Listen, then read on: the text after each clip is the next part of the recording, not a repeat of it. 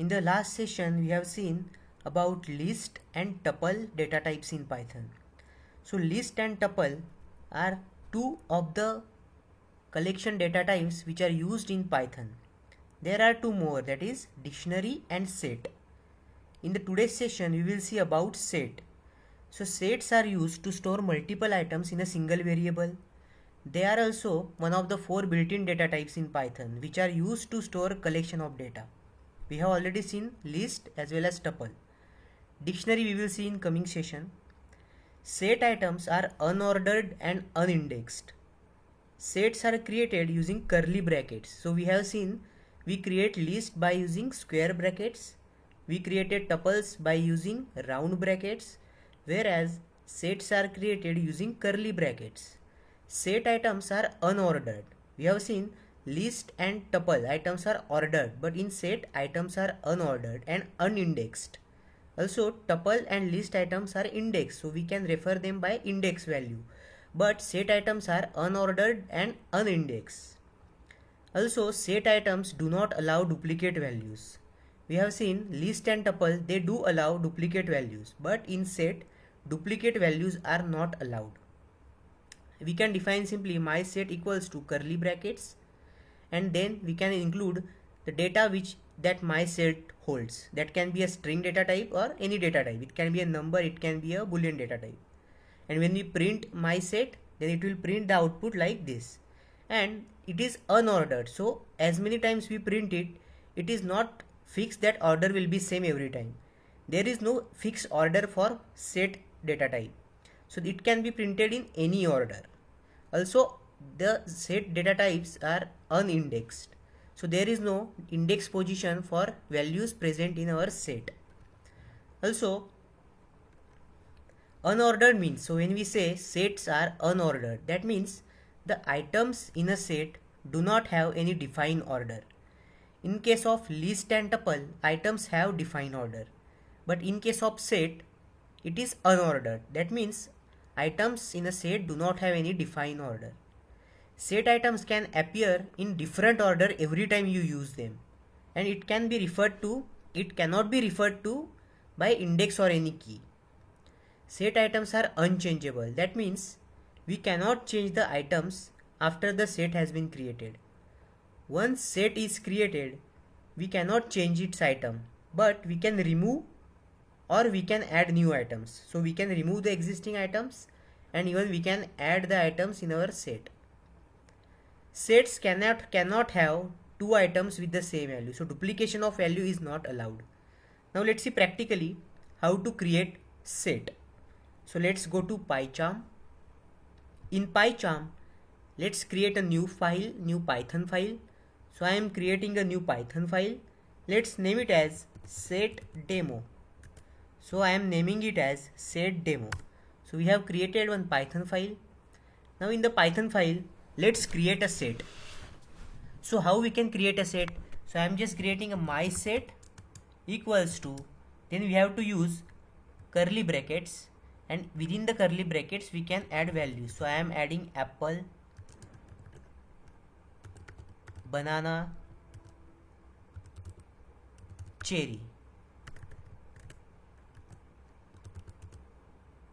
So this is the set which contains the string values. Similarly, I am going to create one more set. Let's say my set 2 equals to 100, 200, 300, and this my set 2 holds all the numeric values. Also let's create one more set. Let's say my set 3 equals to curly brackets, and within it we can use combination of number as well as string. So set can contain any data type values. So it is containing number as well as string. And now let's try to print set values. So I am going to print my set, then simply let's print values of my set 2 and my set 3 as well. So I am just copying it, my set 2, and we have to print my set 3 as well. Now let's run this file. So when we run this file, it is printing the output. So if you see the output, my set is apple, banana and cherry. But as we have seen that sets are unordered. That means that order cannot be fixed. There is no order in set, right? So we have defined in the order of apple, banana and cherry. But when we are printing it, the order is different, right? So they are unordered. Similarly, my set 2 values are also displayed here. Similarly, my set 3 is also displayed here. Now let's say I am going to run this file one more time, and let's see with the order, right? So when we again run it, order again changes, right? So every time we run it, there can be a different order. That means set values are unordered. This is how we can simply create sets. Now let's move to next topic, that is accessing items from a set. So we cannot access items in a set by referring to index or a key. We have seen in case of list and tuple, they are indexed. So we can refer the index position and we can access the values from list and tuple. But in case of set, there is no indexing, right? So there is no index values. But if you want to access the items from a set, there is only one way, that is accessing by using for loop. So we can loop through the set items by using for loop. Or simply we can also ask if a specified value is present in a set by using in keyword. Now let's see practically. I am going to PyCharm. Now let's keep my set that contains apple, banana and cherry. I am going to access all the elements from my set. So how we can do that? We can simply use for loop for I in my set colon, and in that let's print value of I. So what it will do, in the first iteration, it will pick the first value, that is apple, and it will print apple. In the next iteration, it will pick next value, that is banana. It will print banana, and so on. So it will pick every value one by one, and it will print it. So this is the way of accessing all the items from my set. So it is simply printing apple, banana and cherry. So this is by using for loop, we can access items from set. Next one is, if we want to check whether specific item is present in our set or not. Now let's see, I want to check whether apple is present in our my set or not. How we can check that? So I will simply use, what we can do, we can simply use in keyword. If you want to determine a specified item is present in a set, then we can use in keyword, right? So how we can do, let's go to PyCharm. I am going to print, let's print apple in my set. So if this apple value is present in my set, then this statement will return true. Now apple present in our my set? Yes. So it should return value as true. So it is returning value as true. Now instead of apple, if I say kiwi, now the value of kiwi is not present in our my set, so it will return false. When we run this file, it will return false, right? So this is by using in keyword, we can simply check whether that specified value is present in our set or not. Now let's see how we can find the length of set, or how many values present in a set. So there is length function which we can use to find out the values, how many values which are present in our set. Now let's see practically. Now this is my set. I want to check what is the length or how many values are there in my set. So what we can use, we can simply print, and then we can use length function, and in that I can specify my set. Now there are how many values are there in my set? 1, 2 and 3. So it should return value as 3, right? So we can simply use length function, and we can pass the my set here, and it will return how many values are present in our my set. Next topic is duplicates are not allowed. In set, in list and tuple, we have seen that duplicate values are allowed, but in case of set, duplicate values are not allowed. So for example, now when we print my set, now let's see, I am going to simply print this my set. Let's execute this file.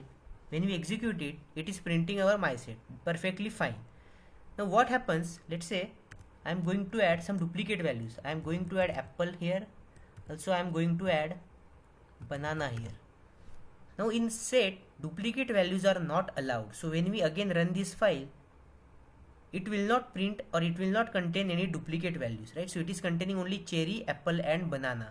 It will not contain the duplicate values which we have added, right? So we have added apple and banana, which are duplicate values because apple and banana are already present. So it will not include those duplicate values in our my set. That's why sets cannot have two items with the same value. Next topic is how to add items in a set. So once set is created, we cannot change the items, but we can add new items or we can remove the items.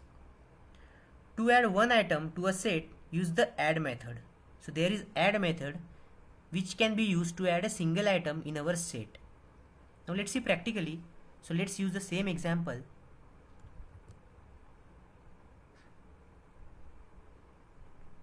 I'm going to comment this code. So let's see. We have defined one set, that is my set, which contains apple, banana and cherry. Then we can simply use my set dot add method. So add method, and we have to specify the element which we want to add. So my set dot add mango, and after that we are simply printing my set. So let's run this file. So when we run this file, now my set contains mango as well. So this is how we can add single value in our my set. Now let's say I am going to add one more value. So I am going to add my set dot add. I am going to add pineapple as well, pineapple, and again let's execute this file. So when we run this file, pineapple is also added in our set, right? So we can use add method to add the elements in a set. We can also add items from another set into our current set.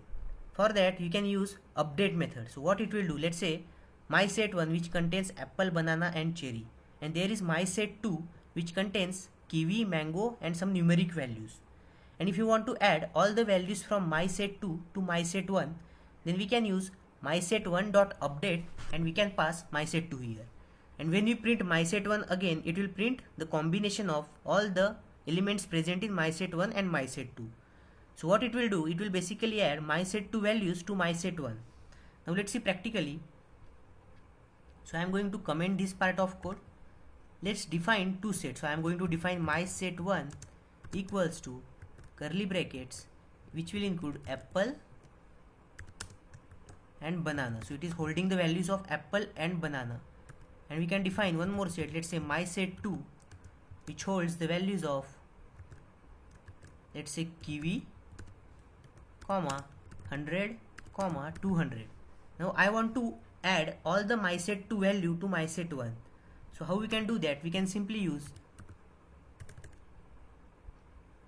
my set 1 dot update method. So we can use update, and in which we can pass my set 2. So what it will do, it will add all the values of my set 2 to my set 1, and after that we can simply print my set 1. So when we print my set 1, let's run this file. So it contains the value of my set 2 as well, right? So if you see, it is the combination of my set 1 plus my set 2, right? So this is how we can use update method to add items from another set into current set. Now next topic is add any iterable, right? So we have added set values to another set values, but this is not only applicable to set. We can add list values as well as tuple values by using update method to our existing set. For example, let's see practically.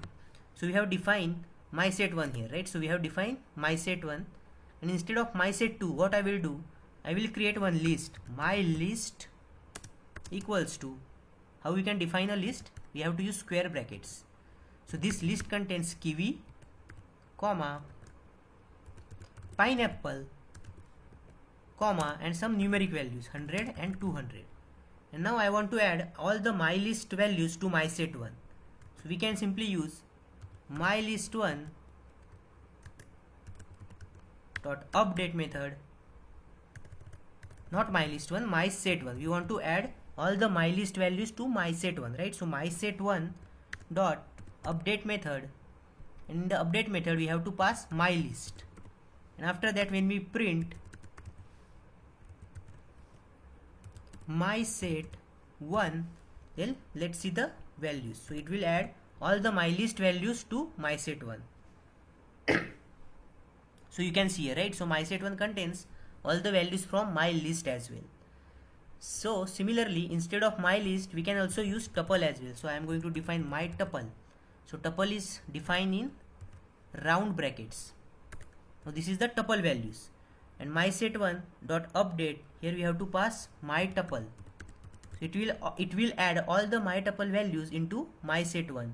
So when we print my set1, it will create a set which contains all the values of my tuple as well. So this is how we can use update method to add the values from list, set or tuple into existing set. Now how to remove a set items? So to remove a set items, we can use remove method or discard method. And what is the main difference between remove and discard method is, if the item to remove does not exist, then remove method will raise an error, whereas discard method will not raise an error. Clear method will simply empties the list, and delete keyword will delete the set completely. So clear method empties the set, it will remove all the elements from that set, but set will be there, whereas delete keyword will delete the set completely. Now let's see practically. So first we will see remove and discard. So I am just commenting this part of code.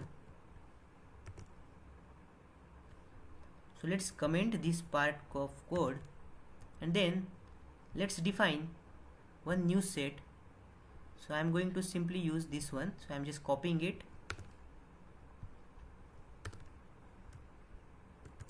Okay, so we have defined one my set, and I want to remove the value of banana from this my set.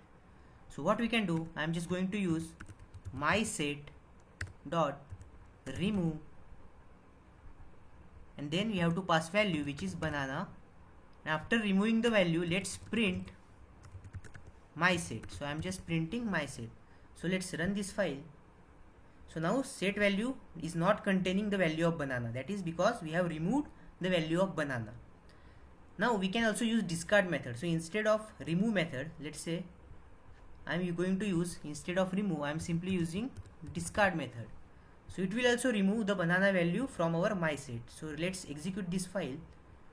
So it is printing cherry and apple, right? So banana value is removed by using discard method. So both the method can be used to remove the element. Now what is the difference between discard and remove is, if the item to be removed does not exist, then remove will raise an error. So remove message. Now I am going to use, let's say remove, and I am going to pass, let's say kiwi. So now kiwi item is not present in our original set, right? So kiwi item is not present in our set, right? So kiwi item is not present in our set, and we are trying to remove it. Then what will happen? Now let's run this file. It is saying, it is giving error message, right? So we have seen it will raise an error. So error message gets displayed, right? So we are trying to remove kiwi which is not present in our set. So it will raise an error. But when we use the discard method, so I am going to simply use discard method on the set to discard or to remove the kiwi from original my set. But in this case kiwi is not present, and when we try to execute this file, error is not raised, right? So it is simply printing our original set as it is. Error message is not raised. So that is the main difference between remove and discard method. So both the method will remove the item, but if the item to be removed does not exist in our set, then remove will raise an error, whereas discard method will not raise an error, right? Now let's see clear and delete keyword. So clear method. So what clear method will do? Clear method will simply remove all the elements from our my set. So I am just going to use my set dot clear, and after that let's print my set.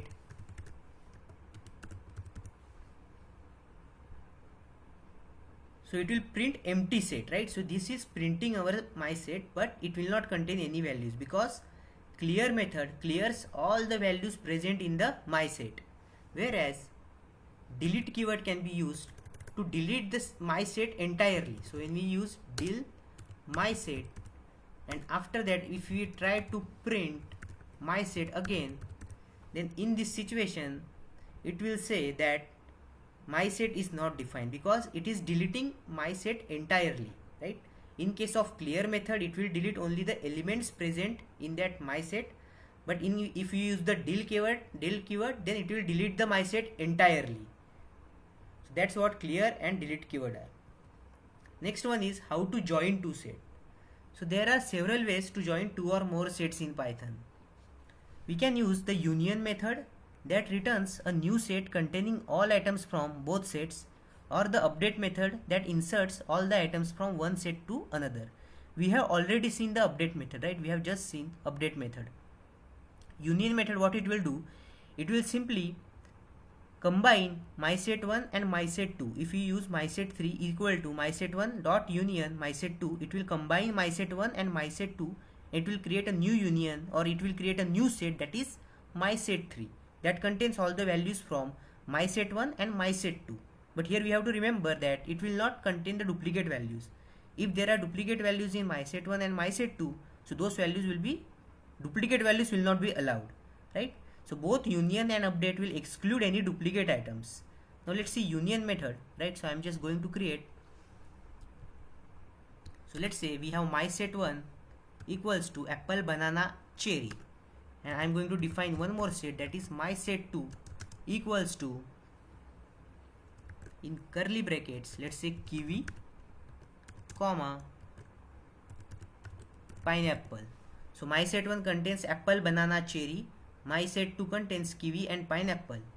And I can use, or I can create mySet3, which is the union of, let's say mySet1 dot union mySet2. So it will create the mySet3, which is the combination of mySet1 and mySet2. So when we print mySet2, right? So let's print mySet, not mySet2, mySet3. So when we print mySet3, that will contain all the values from mySet1 and mySet2, right? Apple, banana, cherry, kiwi, pineapple. All the 5 values are present in mySet3. But we have to remember that it will not allow duplicate values. For example, let's say mySet2, let's add apple here. Also let's add cherry as well. So apple and cherry, which are already present in mySet1 as well, right? So when we create a mySet3, mySet1 equals to mySet1 union with mySet2. In that case, it will, mySet3 will not contain the duplicate values. So let's execute, or let's run this file. It will contain only single values, right? It will contain all the values from mySet1 and mySet2, but it will avoid duplicate values.